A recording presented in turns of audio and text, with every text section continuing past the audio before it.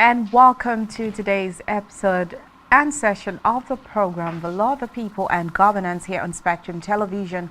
This is a program that explains better the policies of the government, and of course it explains it better to the people, gets feedback and reactions from the people back to the government.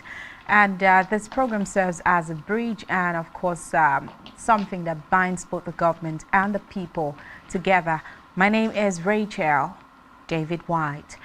So today on the program, we'll take a look at the aftermath of the elections. Of course, we've been having the election petition tribunals, court cases, and lots of issues happening in different political parties. We've seen expulsion, we've seen suspensions, we've seen defection, and a whole lot since the just concluded elections took place. We've seen accusations, and of course we've seen warnings like the one we had from the DSS about interim government, plots by some key players of politics in the country to impose interim government. We've seen accusing fingers being pointed at the Labour Party even when they already excluded themselves from such. We've even seen the PDP, of course, come out to tell the DSS, look, if you think there are key players that are ready to plot such a thing, go ahead and arrest them, stop alarming. So these are the issues we're going to look at, the whole lot of happenings that we've seen ever since the just concluded elections. Well, concerning the Labour Party and its presidential candidates for the 2023 general election, Mr. Peter Obi, well, Clark has said Mr. Peter Obi has an uphill task before the election tribunals. He said that while speaking during an interview on Tuesday, just yesterday. He said it would be hard for the Labour Party to prove that there were election malpractices in Lagos State during the presidential election.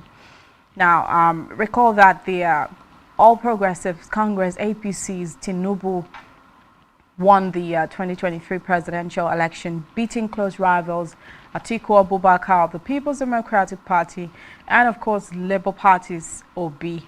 Atiku and Obi have since headed to the courts to challenge the victory of Tinubu. According to him, in his own honest view, he says, let's take, for instance, the Obi Labour Party had filed an election petition based on one, Bola Tinubu is not eligible to be voted for. Two, and even if he is eligible to be voted for, he did not get the 2/3 in Abuja, which is true. And even if he got it, the election was marred with gangsterism and different things, which we saw.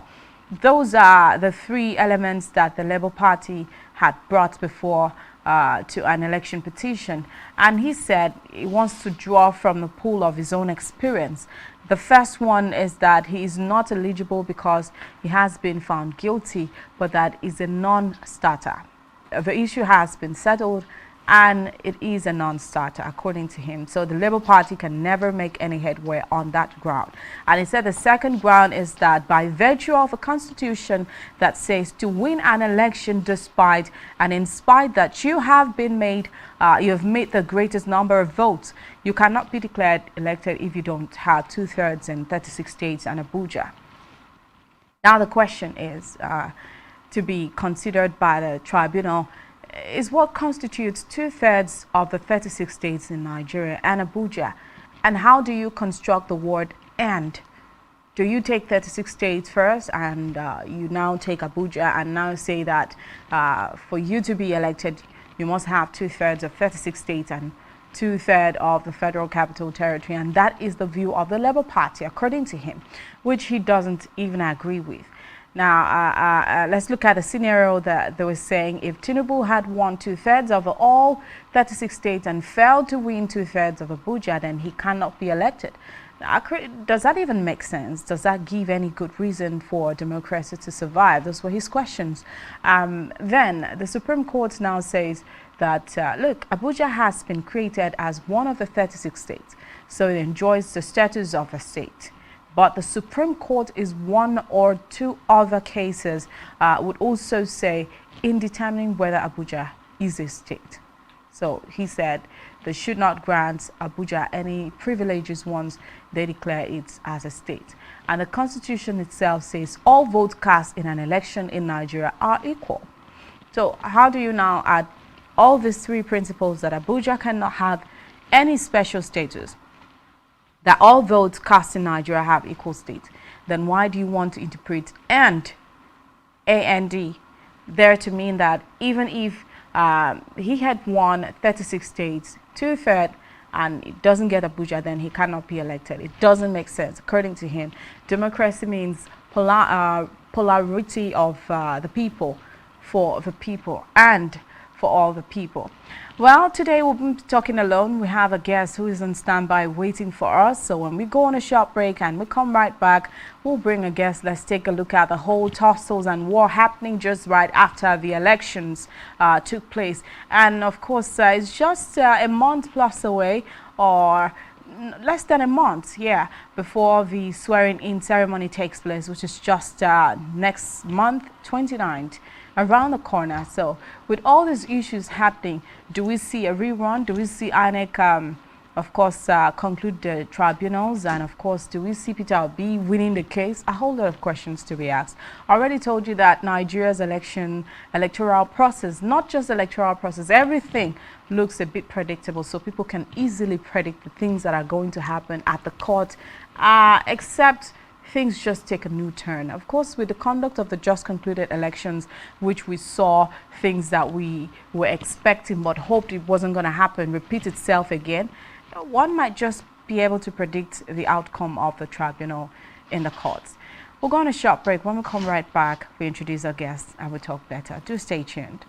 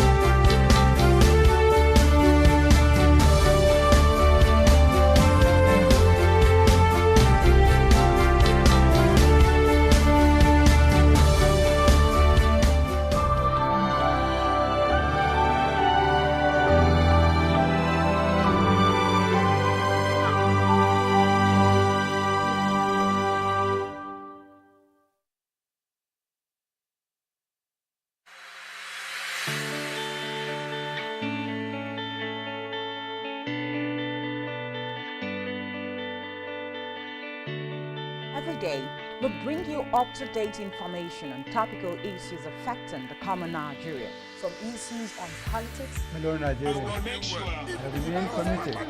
Security,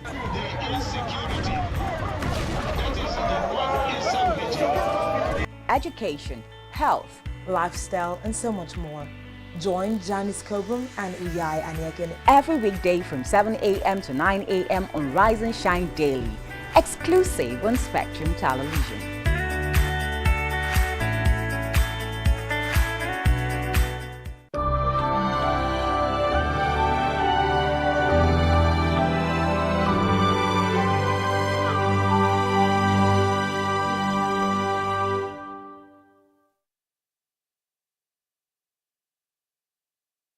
All right, welcome back to the program, The Law of the People and Governance, still on Spectrum Television. I told you when we come back, we'll introduce our guests, and of course, we get to the show proper. Our guest is on standby in the person of Idorian Omana. He is a political analyst. We'll be talking to you about different things that have been happening since the just concluded elections here in Nigeria. Good evening and welcome to the show, Idore Anumana. Yeah, good evening, Rachel, and good evening, viewers. It's good to have you once again. Thank you very much. Good to be here once again, too. Okay, so I remember the last time we talked, we were just basically talking about the, incidences that took place in the governorship elections here in Akwa Ibom State, and that had a lot to do with the YPP, of course, and its governorship candidate in the person of Oba Albert Oba. So today we'll just take a look at Nigeria as a whole. We've been talking about the electoral processes and everything that went on and went wrong and right during the elections. Now we are having lots of issues ranging from expulsion of party stakeholders, party chieftains. We've seen defections, we've seen a whole lot. We've seen different political parties not in order, whose houses are not in order. I know the likes of Labour Party had these issues even before it went into the elections, but it just looks like they are revisiting their problems again. And of course, we're having so many issues, so many inter-party or in-house party issues, crisis all around. I would love to ask, what do you think would be the reason for all these issues? Okay, thank you very much, Rachel. Thank you, and good evening once again. I think as someone who has been in the political terrain for a very long time, I personally envisaged these rancors after the 2023 elections. My own view was that before the elections, before now, we have been in the we've done this politics or democracy for the past 24 years. And initially, when we started in 1999, we used to say that party is supreme, and that meant in the political terrain that whoever the party would throw up will be voted by the members of that party en masse.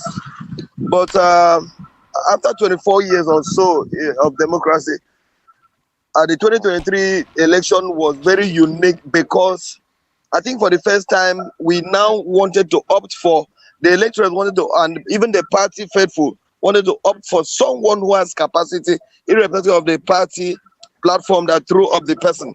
So you now saw someone who was a governorship candidate of a political party now supporting the presidential candidate of another political party with the members of that political party. Sorry to cut you. Can you hear me? Yeah, I'm hearing you. Okay, we're talking about the obedience movement, right? Yes. Okay, I think the obedience movement was something that we saw. Let me interpret it in the words of many Nigerians. Of course, we've had many people talk about that. The obedient movement was not a Labour Party movement, but it was just a Peter Obi movement. It was just some Nigerians, especially the youths, requesting for something new, requesting for a change, something different from the status quo, from the normal. So it cut across all the political parties. We had people who were heads of coalition, heads of the movement, obedience movement, but strong members of the likes of PDP and even APC. Yeah, that's why I said that is the genesis of the problems we're having in different political parties, the obedient movement. Okay, like what happened in Delta State, the current the current deputy senate president has been suspended by the party. The reason was that as a candidate of the APC for governorship, he never supported Bola Ahmed Tinubu. That's the allegation from his party, that he was doing anti-party by supporting Peter Obi. So it cuts across almost every strata of the political terrain. In 2023, a lot of people, even secretly in different political parties, opted for Obi, and it was very difficult for them to canvass for their own candidates. That was why I brought the analogy of someone being a governorship candidate of another political party, but supporting a presidential candidate of another political party, But which we was saw most lots of them of them. supported. We saw lots of them return back to their parties during the governorship and the state assembly elections. Yes, and now the parties, those who already had issues with them are now saying, now during the governorship, during the presidential election, you did not support our party, but during governorship, you now supported your own party, and they fail to understand that Nigerians, like you said, both youths and elders, except very bad people, but an average Nigerian who has seen what we have passed for the past 24 years because of bad leadership, wanted something new. And that was something new. They wanted it in Peter Obi. So that made people not even believe in anti-party again. They wanted that to happen. And after that, they would face the different consequences in their parties. And that's what they are facing now. So these issues, or these inter-party issues or intra-party issues, is not going to go away soon. Because a lot of discoveries after the election, those who have failed the election have come back to say, why did we fail? And it's on those tables of what happened, why did we fail this election, that people are now pointing and accusing fingers to other people, saying this person did not support our party on so thing, and that's why we failed. So I think for me, it has gone round. It's not going. It's still going to be here with us for some time. We are still going to see those issues come up between now and when maybe tribunals are over. Okay, let's just do a little review. Now, historically, the apex political leadership of Nigeria had been shared or rotated between the northern and southern protectorates that were amalgamated by the British colonial authorities in 1914 as a means of ensuring inclusion, equity and justice in an ethnic and religiously plural country like Nigeria. Well, in the First Republic, where I would say the Westminster-style democracy between the 1960 and the 1966, power was being shared between prime ministers, the likes of Tafawa Balewa from the northern Nigeria and President Nnamdi Azikiwe from the southern Nigeria. And in the Second Republic, when Nigeria switched to the American-style presidential system, as the military head of state in General Olusegun Obasanjo from southern Nigeria handed over presidential power to Shehu Shagari from northern Nigeria, with Alex Ekweme from the south as his vice. And in the Third Republic, where we had Ibrahim Babangida, a northerner, conducted an election and threw up MKO Abiola, a southerner, as president, and Babagana Kingibe from the northern Nigeria as his vice. Well, unfortunately, the Third Republic was aborted because of the annulment of the June 12, 1993 presidential election. Yes. Since the commencement of the Fourth Republic in 1999, the pattern has largely remained the same. You know, as military head of states, the likes of General Abdul Salam Abubakar from northern Nigeria handed over to Olusegun Obasanjo as the democratically elected president, with Atiku Abubakar, a northerner, and his vice, and power rotation between the north and south, as well as a shared presidency between the two regions, continued throughout the Fourth Republic. Now, there were doubts and apprehension in the build-up to the 2023 presidential election because of the seeming commitment of President Buhari to power shift to the south after his tenure. But these doubts and apprehensions were not altogether unfounded because of his I would say, unbridled northern regional sectionalism, which elevated the Arewa privilege to a near-state policy. The agitation from the southern part of Nigeria for power shift from the north after President Buhari's tenure. Whereas the northern protectorate remained as the region that was predominantly Muslim and Hausa speaking, but with a significant population. That's the non-Hausa speaking Christian peoples, and the southern protectorates were divided into let's say the Yoruba speaking western region and the Igbo speaking eastern region at the beginning of the post-independence era. These divisions along ethno-regional lines deepened the culture of ethnic and religious politics of identity, which created mutual distrust between the Igbo and Yoruba in the contestation of the power at the center to the benefit of the northern region. So, if we want to look at all these things, and of course with the emergence of Bola Ahmed Tinubu as the president-elect, which so many people Now, talking about going back to the obedient movement, it seems even the people that are from that party, the APC, that were part of the obedient movement, aren't even in support of the APC's president-elect.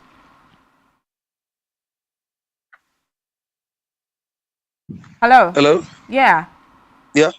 Okay, so it seems even the people that that's going back to the obedience movement, right? Now, even the people that were from the political party that birthed the president-elect, Bola Ahmed Tinubu, are not even in support of him as the president, going back to their party. Yes, okay. Like I said, the 2023 election was not about even the party again, but was about the capacity of the man Nigerians wanted as a president.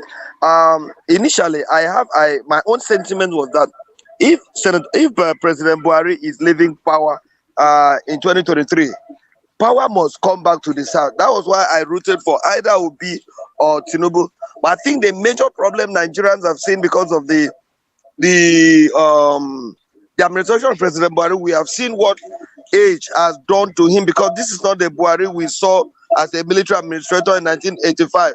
So Nigerians, that's why you see most of them, even people in the APC, were not comfortable with the Ahmed Tinubu because of age. I think he's a very intelligent person. Everyone knows that, but I think why people did not support him was because of age, and people rooted for those people, even in the APC, rooted for Obi because of he was the youngest of the three major contenders. Okay. So it's been at that point, even the members of the APC who rooted for Obi never made any mistake, because it was the turn of the South to produce the governor. I even in a forum said that if you don't give me Obi, give me Tinubu. I said something like that in a forum, that let it not be Atiku, because the North has just done 8 years through President Buhari. So no one had any reasonable reason, if there's any English like that, reasonable reason to support someone from the North again. And I want to tell President Buhari, he did something unique. The APC, I thought initially that they were going to deceive the Southerners, but they said power must go to the South, and even the APC governors stood on that agreement that power must come to South. That was the reason they now rooted for Bola Ahmed Tinubu. You know, sometimes Nigerians, we have a little problem in Nigeria. Atiku left the PDP in 2015 because he said as at that time that Jonathan was not supposed to contest again. It would have been the turn of the North to take the presidency, and he left the APC. President Buhari won. Atiku went in 2019. He contested again. He failed. And when President Buhari must have done 8 years, when the power is supposed to come to the South, Atiku still came back to the PDP. The same thing that made him leave PDP. He now came, and they now formed what they call the zoning committee, which at the end threw it open. And Atiku still used the northern influence to get the ticket, which was, for me, was wrong. It made us look as if the Southerners are second fiddle. We always play second fiddle. So I think for those who supported Tinubu, they never. Can you hear me? Yes. Well, I think, okay, if we viewed it this way, Tinubu's victory, you know, which would have ensured power shift to the South, of course, would have been a major win for the unity of Nigeria. And this would have rubbed off positively on maybe every Southerner, including Ndibo. It would have kept the window of opportunity for the emergence of Nigeria president of Igbo extraction, you know, open and in the future as well. No, I think the problem we're having is that, you know, I am one politician. I believe in fairness, justice, and equity. We have never had an Igbo president before. That was the major reason I even rooted for Obi initially. That was the major reason I supported him, because we have never had an Igbo president initially. But you know, politics is a game of number. You don't wish maybe what you wish for. You may not have it just because you wish for it. But when the numbers come and are counted, when the numbers come in form of votes and are counted, and someone wins, you throw support behind that person. But I think for me, the way it stands now, Tinubu won the election. and was announced by INEC. For anybody like Obi, he has the right to go to the tribunal, he has the right to go to court because he's not satisfied. I don't want the Atiku in this picture. I want to see they should just forget about PDP in this picture because the PDP at first did not even have any reason to zone the presidency But can you hear me? to the north. Yeah, I'm hearing you. Okay, do you think maybe I'm an hearing you, Atiku victory would have permanently shut window against every Southerner, whether Muslim or Christian, you know, Come maybe again. now in the future? Come again. I said, do you think that Sorry, an come again Atiku with that. victory would have permanently shut the window against every Southerner, whether Muslim or Christian, either now or in the future? It would have done that. It would have done that. If Atiku had won the election, there's no way you would have even talked about one Nigeria again, because as at that time it would have been power will always remain in the north. And there's one thing about politics that people don't know.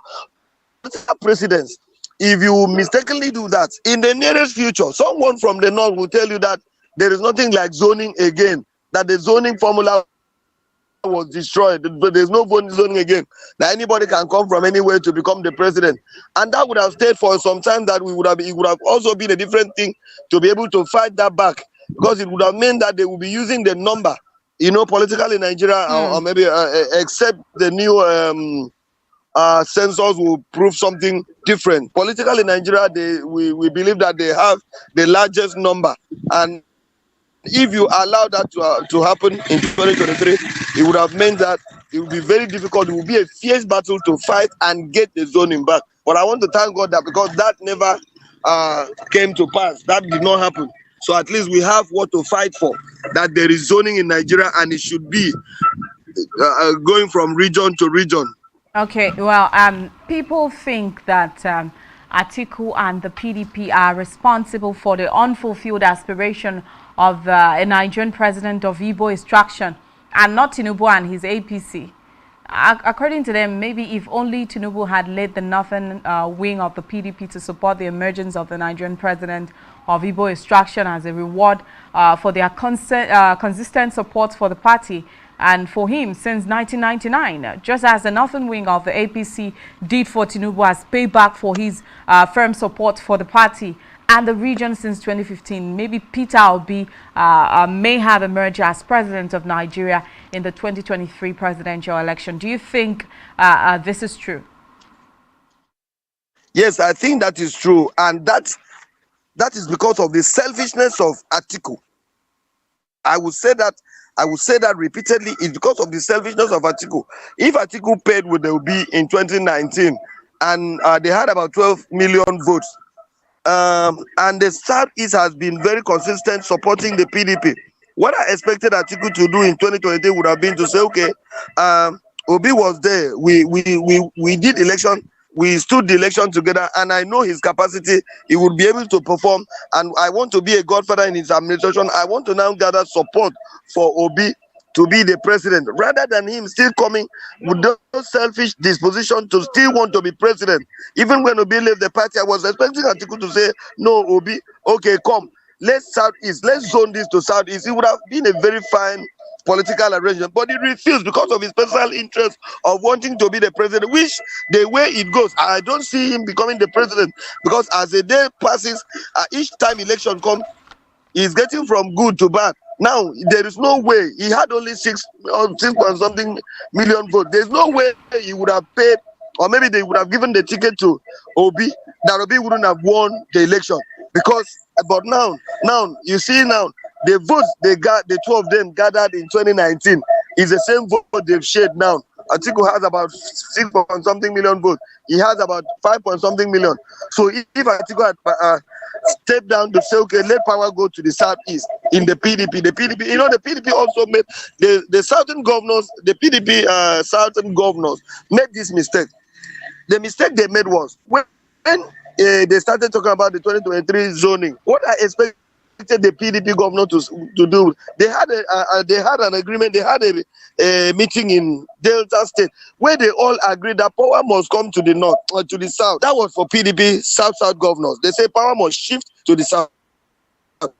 But when it mattered most, when the Benue State governor, there was a committee set by the PDP to talk about zoning, and now because of Atiku's influence, the Benue State governor Otom now said they throw it open. I expected the PDP governors from the south to stage a walkout from that meeting and say, no, we will not accept this. But you know, most of them who went to this governorship, who went to these presidential campaigns, who this interest, they still wanted to go and be deputy vice president to Atiku. That's why they refused to stage a walkout. And even when they went for the primary, something happened.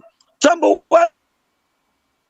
and said he stepped down for Atiku because of the mindset of playing second fiddle all the time. No go themselves who took part in that primaries stepped down for one another. They would have said, okay, now if Tambuwal have stepped down for Atiku, let all of us in this race, we have seen that Wike has a lot of support. He has power here. Let all of us step down. But they refuse because they also believe that if Atiku becomes the presidential candidate, Atiku would choose them, which is at the end, their personal interest, their personal selfish interest to them was bigger than the interest of the South. And that is why we are where we are today. If they had staged a walkout, the PDP would have been left with no option than to say, okay, let us give power to the one of the southern contenders who would have been either Obi was still in the PDP or even Wike. But because of their selfish interest, which has killed the southern politics, personal interests of the southern politicians has made us where we are till today. And we have not learned any lesson. Themselves have not learned any lesson. All of them wanted to deputize Atiku. At the end, this is where we are. And that is why we are where we are. Okay, it seems everything was going well in the beginning. But when it got close to the, elections, the primaries, who becomes the flag bearer of the party, so many people changed their minds. Of course, so many people saw what they were about to miss and made the wrong choices. Well, someone once said Nigeria is not yet a nation, but a union of sectional interest. And politics in Nigeria seems to look like... politics of interest. I've always said it seems to look like a place where once you get up there, you now play it to your own interest and not to the interest of the people that voted you into office. I think that is the problem of the South. The North does not have that. The North, if you see our Northern brothers now, they are very wise politically. They play the interest of the North before their personal interest. But in the South, Southern politicians place their personal interest bigger than the interest of the region. Now, you see what Tambuwal did. It wasn't for his own personal interest, but it was for the interest of the North. He believed that if he stepped down for Atiku will clean the ticket, and at the end, Enotra will still be the president. But you saw governors from the South who went to that primaries. At the end, they still stood. Some had 3 votes. Some went like what we have in the Akwa Ibom. The governor of Akwa Ibom went with 31 people, and at the end, how many did he have there?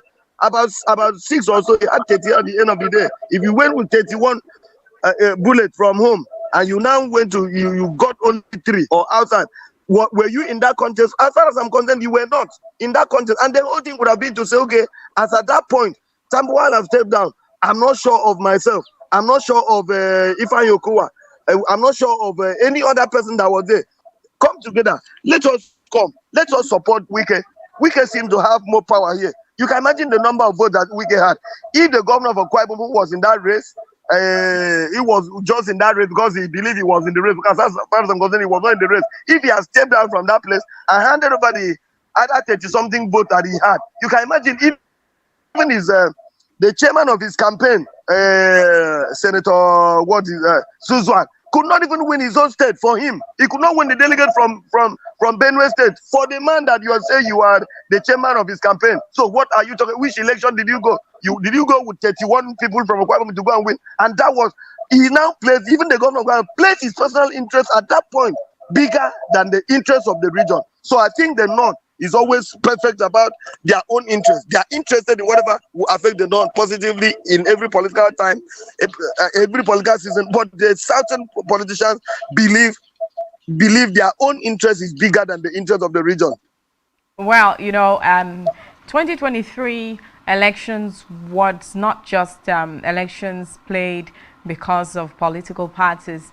It was it happened to have been an election that had so much interest on the party flag bearers.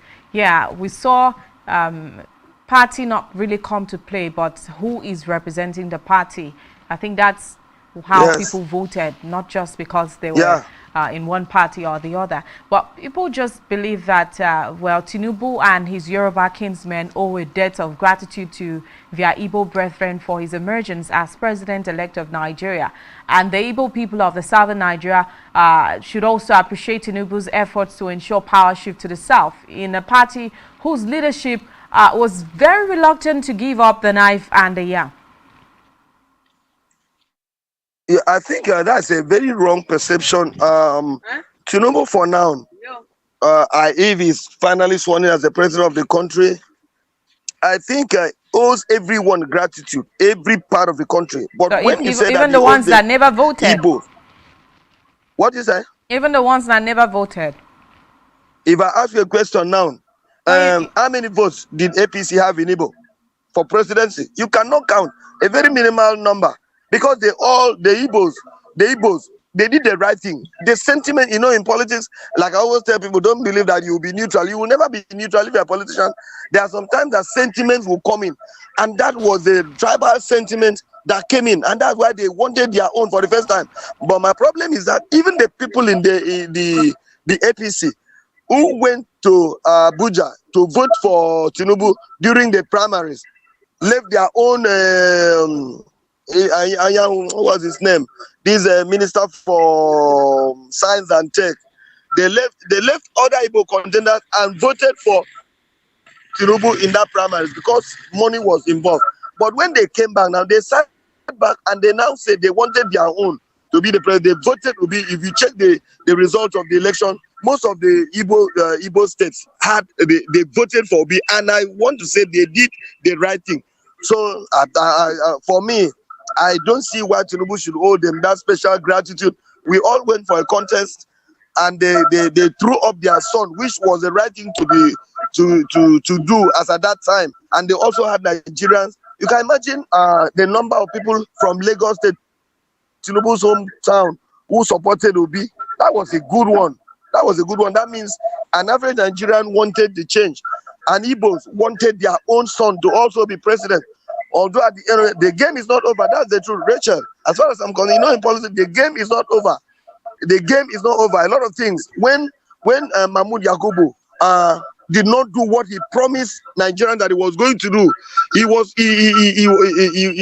making a very wrong end route into what is befalling us now.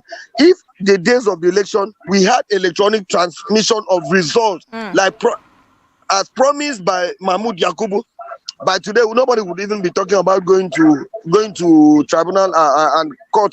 What you see back and forth, we want to inspect the material, we want to see what beavers happen, we want to see what happened to the beavers and other thing.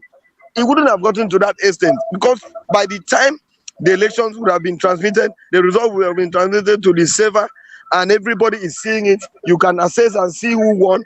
This issue wouldn't have come. But I think INEC brought this on Nigerians, and I want to also plead, even apart from Mahmoud Yakubu, whoever becomes the chairman of INEC should allow the actions they laid down. INEC failed in their own laws.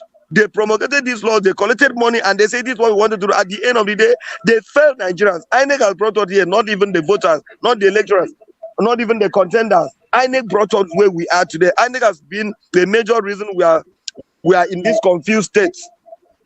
Okay, Idore Mana, you know, I'm talking about election result, uploading the election result real time on the IREV. Lai Mohammed has come out to say, that's the Minister of Information and Culture. He has come to say that the reason why INEC purposely, in his words, purposely refused to upload the presidential election result on the IREV was because of, would I say, you know, when you stand and see from afar that such a thing is going to happen. So they already cited that there were going to be cyber attacks, so they had to halt that process. I think for me that was complete criminal of INEC not to transmit when INEC was constructing the saver, when INEC was collecting money to construct to put up the saver. Did INEC not think about cyber attack? We asked these questions, and INEC say the way they want to do the saver, the way they are doing, that nobody will be able to attack the saver, nobody will be able to hack into the saver. So what is Lai Mohammed talking about? You know, my problem with Nigerian leaders, I think the question Yes. Nigerians should ask is, why is it that it stopped the presidential election result from being transmitted, but never stopped the National Assembly and, of course, the Governorship and State Assembly from being transmitted? That is where the question is. That shows that INEC did that deliberately because INEC had a personal reason not to transmit that result.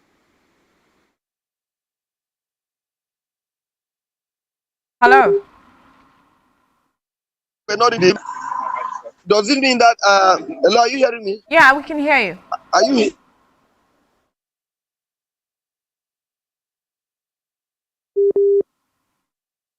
can the Minister for Petroleum, can the Minister for Information tell us that the hackers never had interest in the National Assembly elections? He can't say that for a fact. Nobody wanted to attack any. INEC knew what they did, and that was quite deliberate. You know, when you go for an election, I was an agent in my unit. When you go for an election, and INEC will send someone with beavers without password, and now the person came to the unit and now said, "Please take me back. I have not gotten the password." The person was now. We went back. He got the password.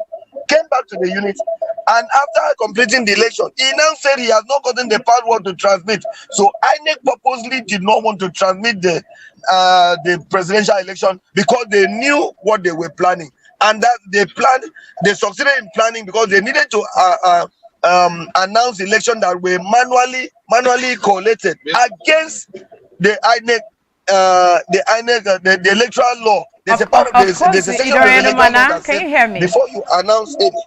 Yeah, I'm hearing you. According to them, they are not bound by any law to, of course, they can always decide to transmit manually. Nigeria is not a banana republic. You can't do that. The electoral law says that is either before you announce the election that the electronically transmitted result must tally. That's the word is using in that subsection. Must tally with the manually collated results, and that was the INEC. That was what INEC told us. There was a time Mahmoud Yakubu said, "Which people are we saving? Are we not saving the same people?" So if you are telling us this is what you do at the end of the day, you tell us that you give us fried egg at the end of the day, you gave us boiled egg. And those of us who wanted fried egg were majority of the people. That means you knew why you refused to fry the egg. You knew why you now boiled it, which is against what you told us before we went for the competition. So INEC does not have any reason to do that. They did that on personal grounds. They did that to avert what Nigerians wanted. They saw the unity of Nigerians.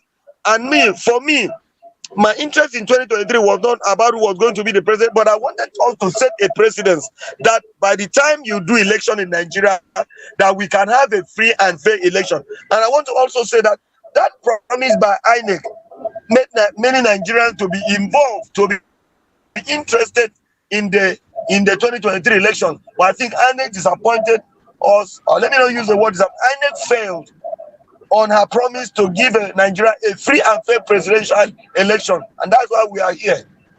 So when you decide not to use the word disappoint and you said failed, when something fails, what happens? Is that not a disappointment?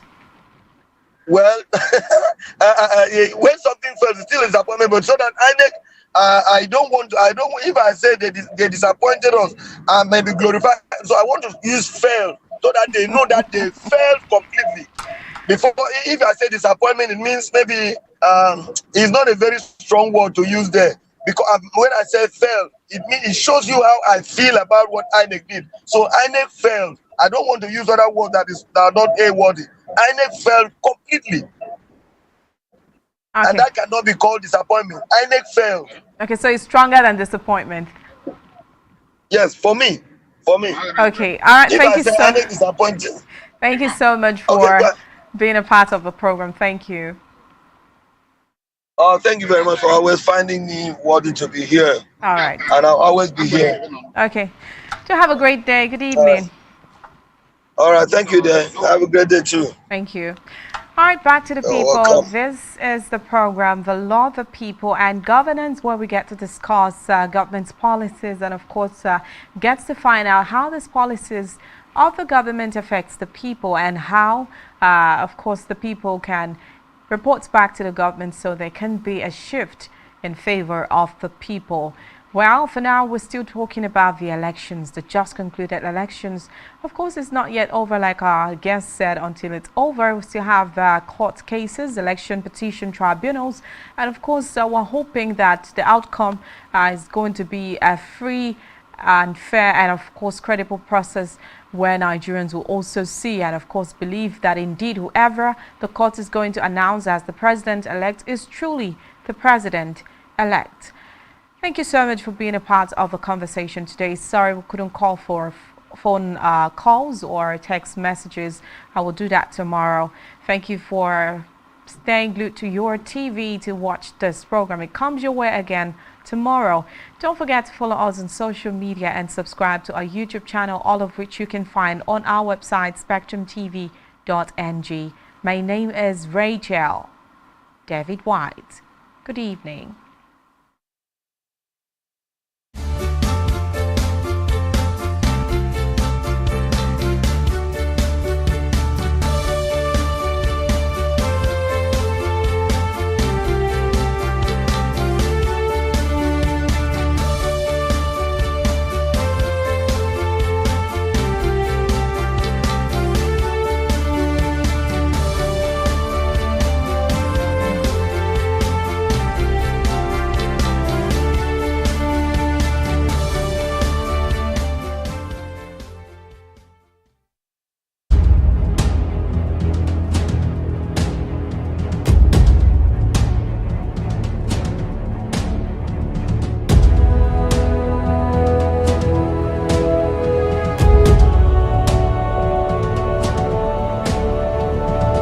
Spectrum TV, broadening your horizon.